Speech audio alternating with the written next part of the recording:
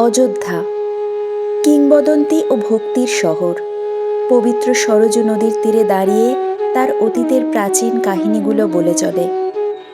বাতাস এখানে মন্দিরের ঘণ্টাধ্বনিতে মুখরিত, আর ধূপের সুগন্ধ এক চিরন্তন প্রার্থনার মতো ভেসে বেড়ায়। স্বর্ণমণ্ডিত চূড়াগুলো আকাশের বুকে উঠে দাঁড়ায়, প্রতিফলিত করে সেই বিশ্বাসের আলো যা সহস্রাব্দ ধরে জ্বলছে। প্রতিটি পাথর এখানে শ্রীরামের উত্তরাধিকার বহন করে, প্রতিটি পথ যেন এক একটি দেবতার কাছে পৌঁছানোর সোপান। ঘাটগুলো জ্যোৎস্নার আলোয় ঝলমল করে, আর মন্ত্রোচ্চারণের ধ্বনি সরজুর কোমল ঢেউয়ের সাথে মিশে যায়, ভক্তদের হৃদয়ে পৌঁছে দেয় আশীর্বাদ। অযোধ্যায় ইতিহাস ও আধ্যাত্মিকতা এক সূত্রে গাঁথা, সৃষ্টি করে এক সুর যা যুগ যুগ ধরে অসংখ্য প্রাণের ভক্তিতে প্রতিধ্বনিত হয়।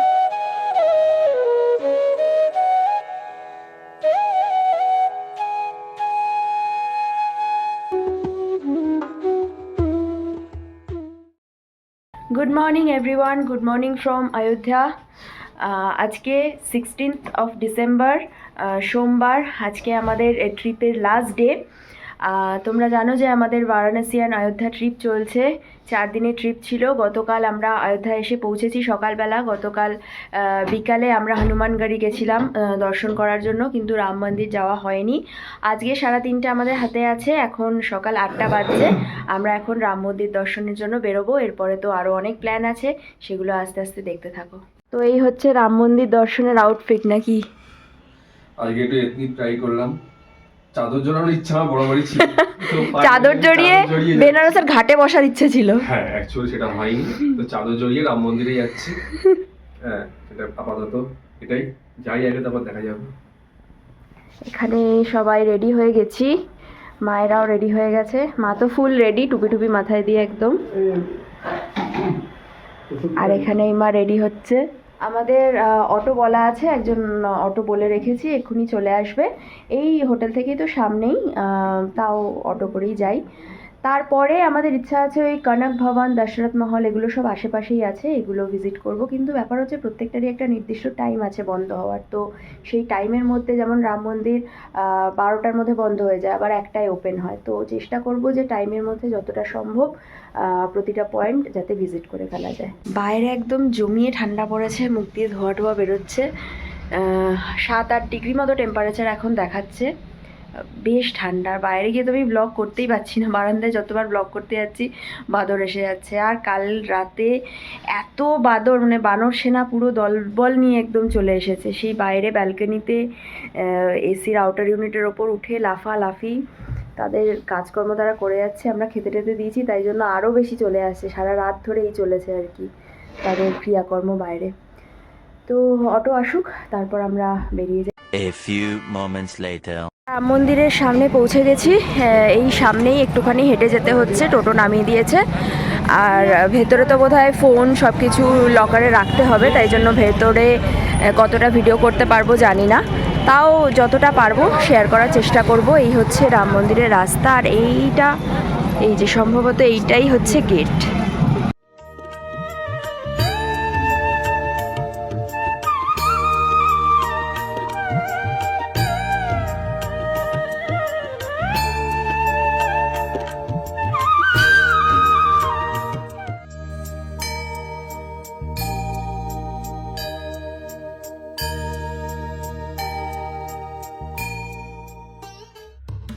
शतयोजन शतशतयोजन शरधिनियोजन शरपरिलङ्घनने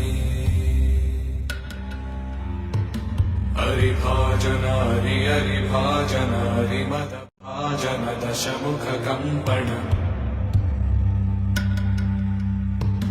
बडवाकृत बडवाकृत बडबाणलकृत बहुभस्मार्चन जय केतन जय जय।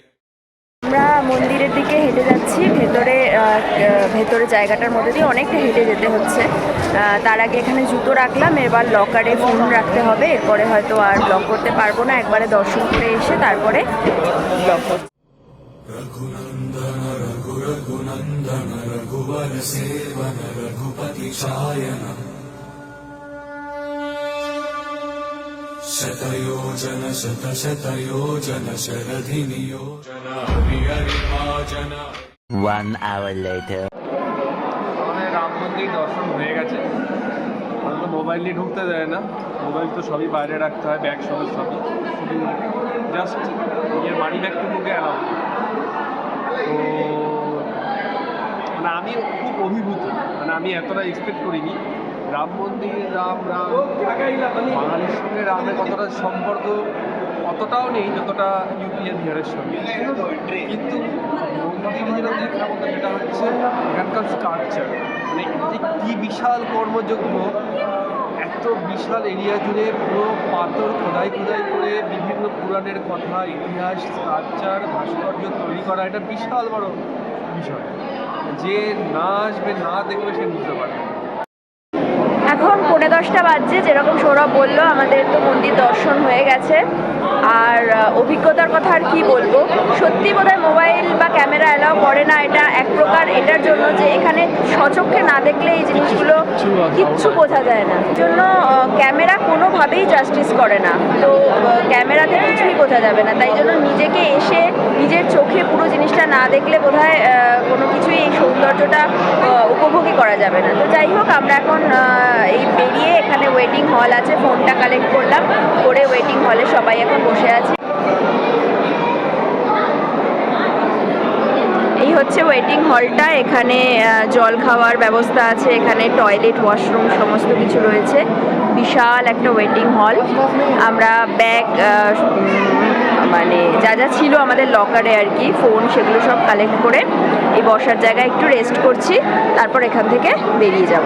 শ্রীরাম থেকে বেরিয়ে যাচ্ছি। আর এরপরে আমরা কনক ভবন, দশরথ মহল, এগুলো রয়েছে সব আশেপাশেই, ওয়াকিং ডিস্টেন্স, কিন্তু এনারা কতটা হেঁটে যেতে পারবেন বলতে পারছি না। তাই জন্য দেখি যদি গাড়ি বা কিছু অ্যালাউ করে, অটো বা টোটো, তাহলে তাতে যাবো, আর না হলে তো হেঁটেই যেতে হবে, কিছু করার নেই।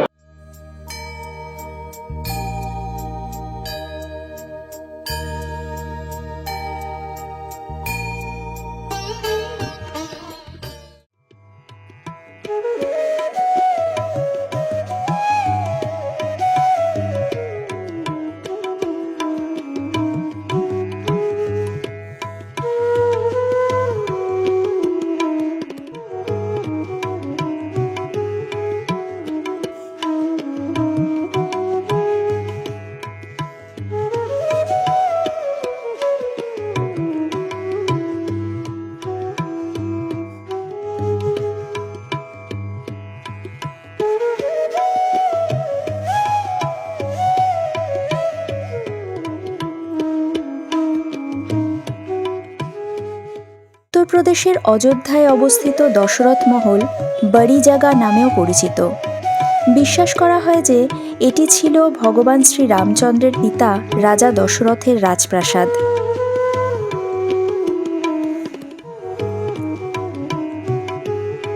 দশরথ মহলকে রাজা দশরথ ও তার পুত্রদের বাসস্থান হিসাবে বিবেচনা করা হয়। এই স্থানে রামচন্দ্রের বনবাস যাওয়ার সিদ্ধান্ত গ্রহণ করা হয়েছিল। এই দশরথ মহল অযোধ্যার গৌরবময় অতীত ও ত্রেতা যুগের ঐতিহ্য বহন করে। মহলের প্রবেশদ্বারটি শিল্প নৈপুণ্য ও উজ্জ্বল রঙের কারুকার্যে সুসজ্জিত। প্রাসাদটি ঐতিহ্যবাহী হিন্দু স্থাপত্যশৈলীতে নির্মিত, যেখানে স্তম্ভযুক্ত করিডোর, খোলা আঙিনা ও মন্দির রয়েছে। মহলের মূল গর্ভগৃহে ভগবান রাম, সীতা ও লক্ষ্মণের মূর্তি রয়েছে। এছাড়াও মন্দির প্রাঙ্গণে রাজা দশরথ, ভরত ও শত্রুঘ্নর মূর্তিও স্থাপিত রয়েছে। মহলের অভ্যন্তরীণ অংশটি রামায়ণের দৃশ্যাবলী চিত্রিত রঙিন চিত্রকর্ম ও অলঙ্করণে সুসজ্জিত। সন্ধ্যার সময় আলো ও প্রদীপের সাজসজ্জা মহলটিকে আরও মনোমুগ্ধকর করে তোলে। দীপাবলি, রামনবমী ও দশেরা উপলক্ষে এখানে বিশেষ পুজো ও উৎসব পালিত হয়। এছাড়াও প্রতিদিন আরতি, ভজন ও ধর্মীয় বক্তৃতা অনুষ্ঠিত হয়। অযোধ্যা জাংশন রেলওয়ে স্টেশন থেকে মাত্র 2 কিলোমিটারের দূরত্বে অবস্থিত এই দশরথ মহল সড়ক পথে বাস, অটো কিংবা ট্যাক্সির মাধ্যমে সহজেই পৌঁছে যাওয়া যায়।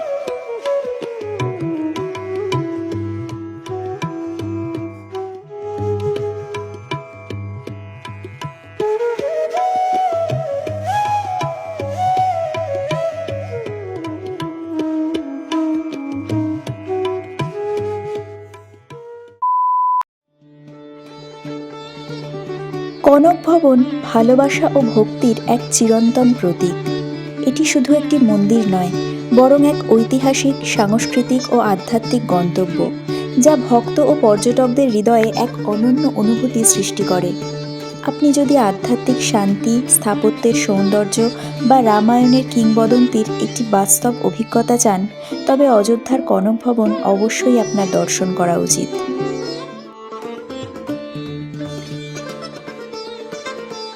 কনক ভবনের ইতিহাস রামায়ণ যুগের সাথে গভীরভাবে জড়িত। কথিত আছে যে যখন সীতা রামের সাথে বিবাহ বন্ধনে আবদ্ধ হয়ে অযোধ্যায় আসেন, তখন মাতা কৈকেয়ী তাকে ভালোবাসার নিদর্শন হিসাবে এই রাজপ্রাসাদ উপহার দেন। কনক শব্দের অর্থ সোনা, যা এই ভবনের জাঁকজমক ও ঐশ্বর্য বোঝায়, কারণ এটি সোনার অলঙ্কারে সুসজ্জিত ছিল বলে বিশ্বাস করা হয়। বর্তমান মন্দিরটি 1891 সালে মধ্যপ্রদেশের টিকমগড়ের রানী বৃষভানু কুঁওয়ারি দ্বারা নির্মিত হয়। পুরনো কাঠামো ধ্বংস হয়ে যাওয়ার পর এটি পুনর্নির্মাণ করা হয় এবং বর্তমানে এটি অযোধ্যার অন্যতম সুসংরক্ষিত মন্দির। কনক ভবনে রাজস্থানী ও মুঘল স্থাপত্যের প্রভাব দেখা যায়। মন্দিরের দেওয়াল ও স্তম্ভে রামায়ণের দৃশ্য খোদাই করা রয়েছে। এছাড়া মন্দিরে রয়েছে একটি প্রশস্ত ও শান্ত মন্দির প্রাঙ্গণ। রাম ও সীতার মূর্তি সোনার অলঙ্কারে সজ্জিত রয়েছে। এছাড়া মন্দিরে বড় বড় হল রয়েছে, যেখানে অনেক ভক্ত একসঙ্গে প্রার্থনা ও ভজন করতে পারেন। ভগবান রামের জন্মোৎসব অর্থাৎ রামনবমীতে এখানে বর্ণাঢ্য শোভাযাত্রা আয়োজন করা হয়। এছাড়া রাম ও সীতার বিবাহবার্ষিকী অর্থাৎ বিবাহ পঞ্চমী এখানে ধুমধামের সঙ্গে উদযাপিত হয়। মন্দির দর্শনের সময় সকাল 8টা থেকে বেলা 11টা এবং বিকেল 4:30 থেকে রাত 9টা পর্যন্ত। কনক ভবনের নিকটতম বিমানবন্দর মহর্ষি বাল্মীকি আন্তর্জাতিক বিমানবন্দর, যা এখান থেকে 8 কিলোমিটার দূরে অবস্থিত, এবং নিকটবর্তী রেল স্টেশন অযোধ্যা জাংশন, যা মন্দির থেকে প্রায় 2 কিলোমিটার দূরে অবস্থিত।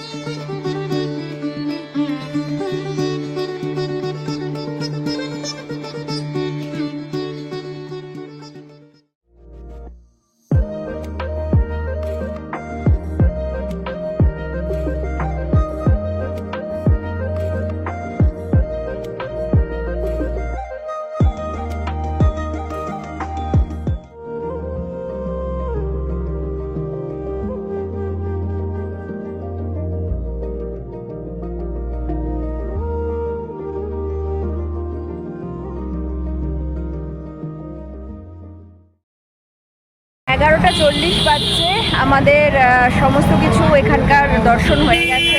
কনক ভবন, দশরথ মহল যা যা আছে সেই সব দর্শন করে আমরা এখন মেন রোডে এসেছি। এখান থেকে বাস নেব, নিয়ে যাব সরজু নদীর ঘাটে, কারণ সেখানে বোধহয় রাস্তায় অটো বা টোটো কিছু ঢুকতে দেয় না, তাই জন্য এই বাসে করে যাওয়া।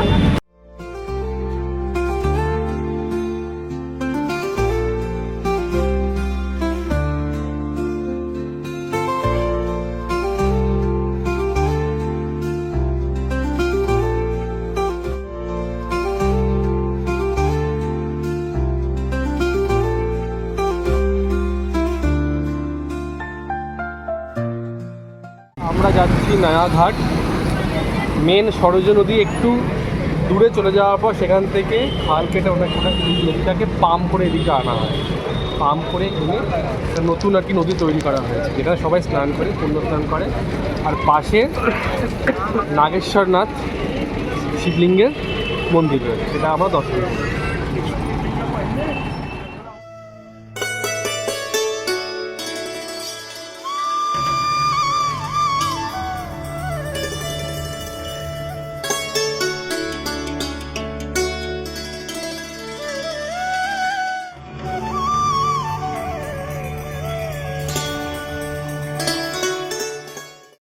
আমরা সরজু নদীর ঘাটে চলে এসেছি। এখানে কিছুক্ষণ দাঁড়ালাম। এখন এই ঘাট ধরেই হেঁটে যাচ্ছি। সামনে ঘাট ধরে হাঁটলেই 400 মিটার দূরে নাগেশ্বরনাথ শিব মন্দির আছে, তো সেখানে যাব। রাস্তা দিয়ে গেলে হয়তো টোটো করে যাওয়া যেত, কিন্তু দেখি ঘাট ধরে কতটা যাওয়া যায়, খুব বেশি দূরে নয়। ঘুরতে ঘুরতে আমরা চলে এসেছি এই জায়গায়, যার নাম রাম কি প্যারি। এটি সরজু নদীর তীরে অবস্থিত একটি বিখ্যাত ঘাট। বিশ্বাস করা হয় যে শ্রী রামচন্দ্র ও তার ভাইয়েরা এই স্থানেই সরজু নদীতে স্নান করতেন। তাই আজও তীর্থযাত্রীরা এই সরজু নদীতে এসে পুণ্য স্নান করেন। এই ঘাট ধরেই রয়েছে ছোট বড় অনেক মন্দির, আর তার সম্পূর্ণ তালিকা এইখানে সুন্দর করে খোদাই করা রয়েছে। 2019 সালে দীপাবলির সময় এই রামকি প্যারিতে প্রায় 4.5 লাখ প্রদীপ জ্বালিয়ে গিনিস ওয়ার্ল্ড রেকর্ড তৈরি করা হয়েছিল।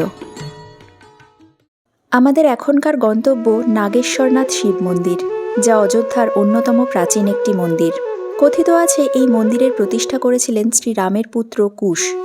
কুশ যখন সরজু নদীতে স্নান করছিলেন তখন তার কড়া বা বালা হারিয়ে যায়, যা খুঁজে পান একজন নাগকন্যা বা সর্পকন্যা। তিনি ছিলেন মহাদেবের একনিষ্ঠ ভক্ত। তার ভক্তির প্রতি শ্রদ্ধা জানিয়ে কুশ এই মন্দিরটি নির্মাণ করেন। বিশ্বাস করা হয় যে অযোধ্যার অন্যান্য স্থাপত্য ধ্বংস হলেও এই মন্দির অক্ষত ছিল। মন্দিরটি প্রথাগত হিন্দু শৈলীতে নির্মিত, যেখানে সূক্ষ্ম নকশা ও সুউচ্চ গম্বুজ রয়েছে। প্রধান গর্ভগৃহে শিবলিঙ্গ প্রতিষ্ঠিত।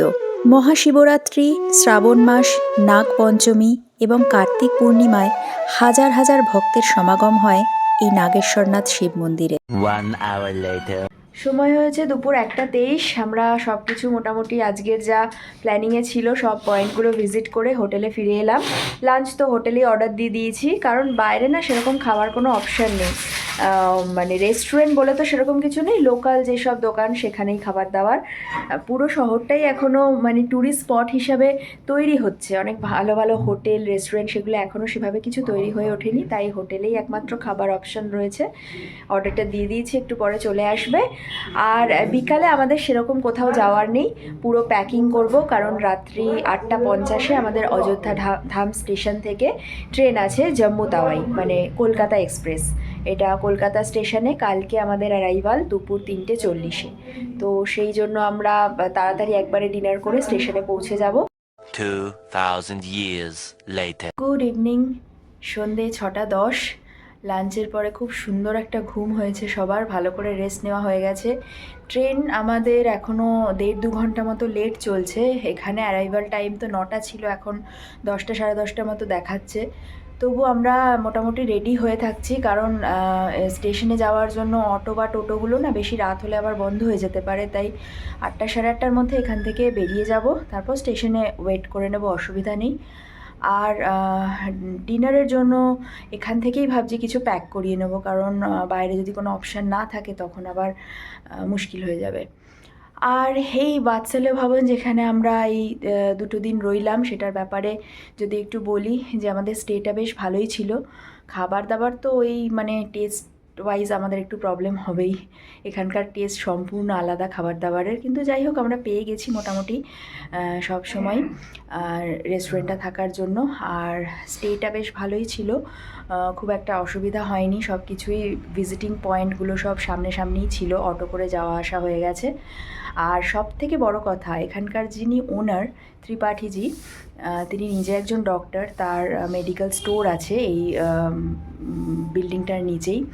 তিনি ভীষণ ভালো মানুষ, মানে ভীষণ হেল্পফুল, আমাদের প্রতিটা জায়গার ইনফরমেশন এত সুন্দরভাবে দিয়ে দিচ্ছেন, আর ভীষণ ফ্রেন্ডলি বিহেভিয়ার। উনি আমাদের অটো ধরিয়ে দিতে বা বিভিন্ন রকম যা সাহায্যের প্রয়োজন হচ্ছে যেভাবে পারছেন উনি ওনার সামর্থ্য মতো একদম আমাদের হেল্প করার চেষ্টা করছেন। তো ভীষণ ভালো মানুষ, ভীষণ মিশুকে মানুষ, সবার সাথে খুব গল্পও করছেন। তো আমি বলবো যে তোমরা যদি কখনো অযোধ্যার দিকে আসো আর স্টেশনের কাছাকাছি, রাম মন্দিরের কাছাকাছি কোনো স্টে খোঁজো, তাহলে এখানে অবশ্যই যোগাযোগ করতে পারো। গুগলে এখানকার নাম্বার, কন্ট্যাক্ট সবই প্রোভাইড করা আছে। 6:30 বাজছে, আমরা একদম রেডি হয়ে গেছি, সমস্ত লাগেজও রেডি হয়ে গেছে। আর আমরা এখন একটু বেরোলাম, আমরা মানে আমি আর সৌরভ। এই পাশেই রয়েছে বিদ্যাকুণ্ড। তো বলা হয় যে এই কুণ্ডের যে জল আছে সেটা নাকি যাদের পড়াশোনায় যারা একটু অমনোযোগী, এই জল তাদের মাথায় কোনোভাবে স্পর্শ করালে অনেক লাভবান হয়, এরকমভাবেই কথিত আছে। তো যাই হোক, পুরাণ অনুযায়ী তো অনেক গল্পই থাকে, শুনতে সেগুলো ভালোও লাগে। তো সেই বিদ্যাকুণ্ডটায় একবার দেখে আসি। তার পাশে মণি পর্বতও আছে, মানি পর্বতের কিছুটা সিঁড়ি দিয়ে উপরে উঠে গেলে সেখানে মা সীতার রান্নাঘর আছে, তো সেটা একটা দেখার জায়গা, কিন্তু সেটা একটা টাইমে বন্ধ হয়ে যায় আর একটু ওপরে উঠতে হবে, তো সেটা হয়তো আর যাব না, আপাতত বিদ্যাকুণ্ডটায় যাওয়া যায়।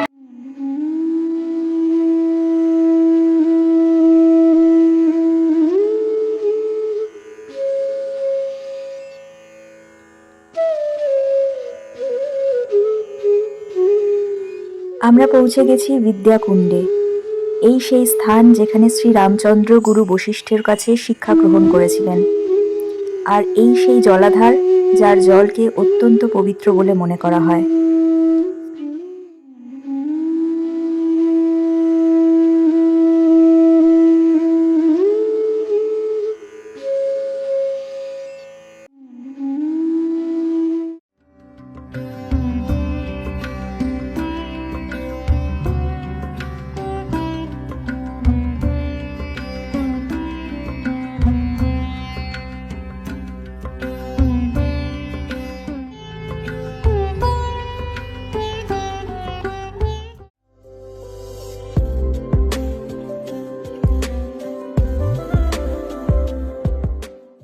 One hour later. এখন 9টা বাজছে, আমরা 8টার সময় স্টেশনে চলে এসেছি। 1 ঘন্টা হলো বসে আছি, আরও 1 ঘন্টা বসে থাকতে হবে। আমাদের ট্রেন তো অলরেডি লেট চলছে, 10টা 10-এ এখন টাইম দেখাচ্ছে। তো এই এখানে এসে ওয়েট করছি, কারণ এরপরে আবার অটো টোটো পাওয়া যাবে কিনা, তাই জন্য চলে এলাম তাড়াতাড়ি করে। আর ডিনারটা আমরা সব প্যাক করে নিয়েছি, একেবারে ট্রেনে উঠে ডিনার করবো।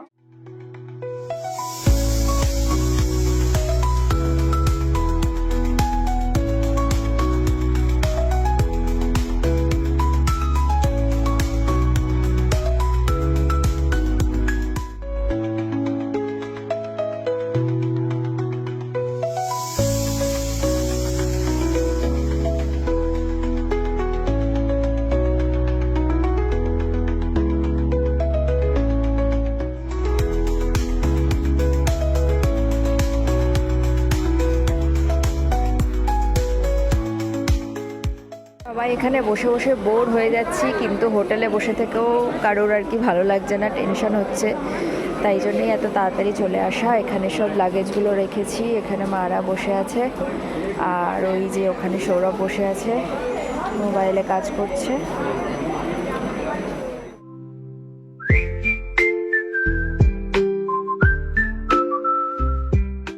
One eternity later. 11টা 40 বাজছে। আমাদের ট্রেন তো অনেকটাই লেট ছিল, 10টা 10-এ টাইম ছিল, 11টায় অযোধ্যাধামে ঢুকিয়েছে।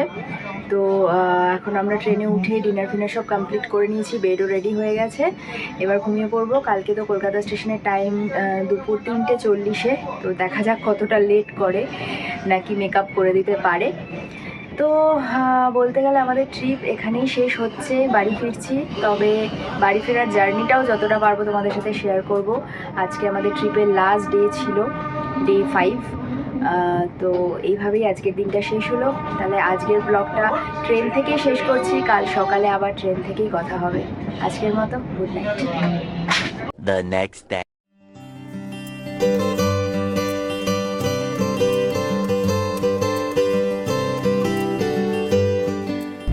Good morning everyone, good morning from Jammu Tawi express.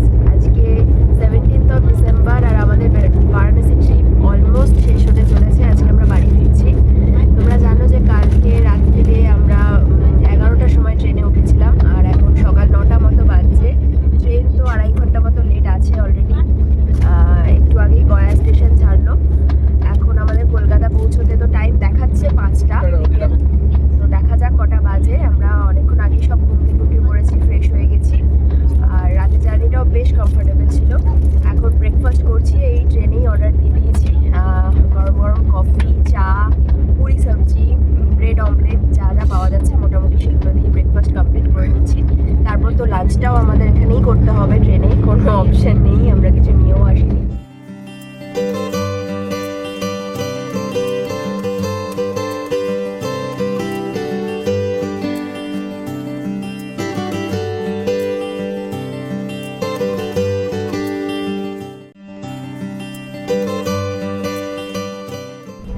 ঘুম হলো রাতে? রাতের ঘুম সুন্দর হয়েছে, যেহেতু আমি টপ মারতে গেছি অনেকদিন পর। টপ মারতে গেলে আমার ঘুম সুন্দরই হয়। আর পুরো ট্রিপটা নিয়ে বলতে গেলে খুব সুন্দর ট্রিপটা হয়েছে, যেভাবে plan করেছে। প্ল্যানিং করা হয়েছে সেই অনুযায়ী সুন্দর হয়ে প্রতিটা জিনিস মাইনিউটলি ঘোরা হয়েছে। এখন দুজন বয়স্ক এবং- মানুষকে বাড়ি পৌঁছে দিতে পারলে শান্তি। এবং দুজন বয়স্ক মানুষ, তা আমি তো তাদেরকে নিয়ে চিন্তায় ছিলাম, তারা যোগ্য সঙ্গত দিয়েছে। সঙ্গত দিয়েছে, সহযোগিতা করেছে। যেখানে হাঁটতে বলছে সেখানে হেঁটেছে, যেখানে ভয়ে। বসতে বলছে সেখানে বসেছে। ওঠা বসা খাওয়া কোনো কিছু নিয়ে কোনো অসুবিধার সৃষ্টি হয়নি। তো ওভারঅল খুব সুন্দর একটা ট্রিপ হয়েছে। বয়স্ক মানুষেরা এখন মুড়ি চানাচুর খাচ্ছে আর একজন ব্লগ দেখছে। থ্যাংক ইউ, তোমরা আমাদের সঙ্গে এত সাহায্য করেছো বলে। আমরা বলছি তোমাদেরকে কালকে থ্যাংক নদীর পাড় ইউ। ধরে হেঁটেছেন বলে তোমরা এত thank সুন্দর you। সাহায্য করেছো, এত হাঁটাহাঁটি করেছো, তোমাদেরকে আবার নিয়ে আসা হবে। যুগে যুগে বলছিল আমার অটো দরকার, তারপর আবার ভয়ে যাচ্ছিল, জোর করে হাঁটিয়েছি। যাতে আবার পরের বার নিয়ে আসা হয়, নাহলে বলবে দূর তোমরা হাঁটতে পারছো না, আর নিয়ে আসা হবে না। আবার আসবে পরে। कहीं से कहीं को भी आओ बेवजह चले, पूछे बिना किसी से हम मिले।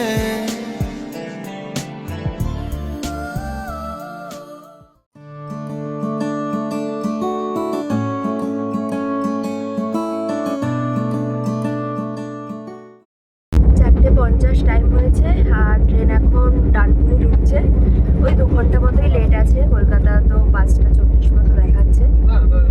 সবাই অলরেডি খুব টায়ার্ড হয়ে গেছে, এবার কতক্ষণে বাড়ি পৌঁছানো যায় আর কি। কলকাতা স্টেশন থেকে মা তো অটো করে নেবে, ওখানে থেকে মা বাড়ি চলে যাবে। আর আমরা 3 জন ওখান থেকে ক্যাব করে নেবো বারাসাতের জন্য। বারাসাত থেকে আবার অটো বলে রাখা হয়েছে, দেখা যাক কী হয়। তো সেই অটো করে আমরা বাড়ি পৌঁছাবো, এই তো আপাতত প্ল্যানিং রয়েছে। 2 hours later.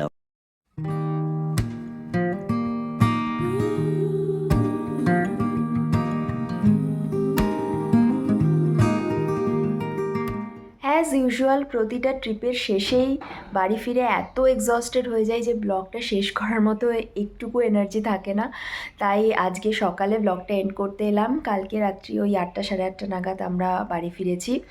একদম খুব সুন্দরভাবে জার্নিটা হয়েছিল, কোনো রকম কোনো অসুবিধা হয়নি। বারাসাত অবধি ক্যাবে করে এসেছিলাম, সেখান থেকে অটো করে বাড়ি ফিরেছি।